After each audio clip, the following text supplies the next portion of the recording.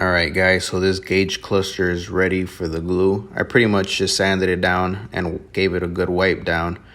All you do here is pretty much with the brush, you're going to apply this glue. The instructions do say to do it as quick as possible, so just going ham here, trying to go as fast as I can. Obviously want the glue still to be a little tacky, so once you lay out the material, it lays out nicely.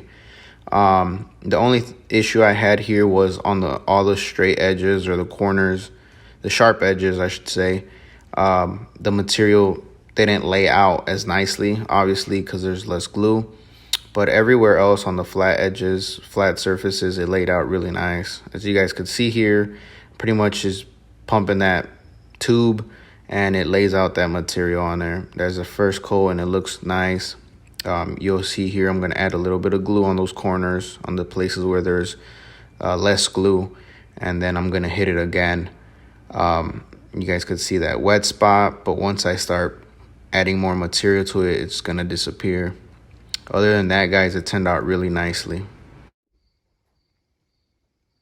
All right, guys, here's the result right after finishing. It doesn't look bad. You could kind of see that there's some lighter spots than others.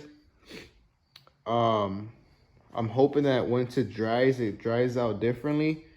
And it doesn't look that bad actually in person.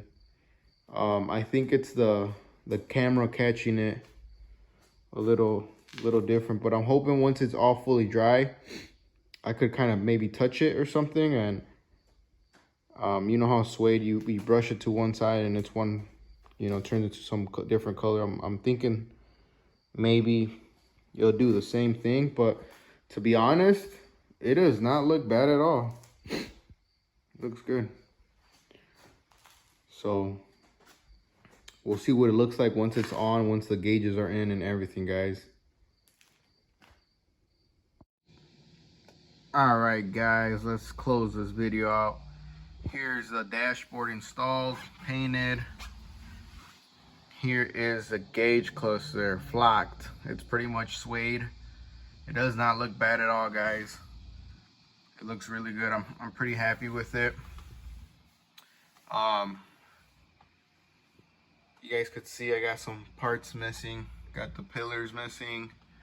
The kick panels, I'm gonna respray those too, and then put those on here. I'm trying to make this car look like something and trying to get rid of all these things and start putting things back on the car, because I have a mess in this garage.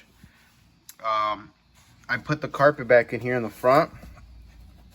I got the Dynamat, and then I added another layer of pretty much the same thing. It's sound deadening, and then as you guys could see, the carpet also has insulation, and then the firewall, I put new insulation on the firewall. So I'm trying to keep all the heat from the motor out of the car. That's exactly why I added so much insulation, I guess you could say, or the Dynamat. Also the doors are Dynamatted. So it's coming along, guys.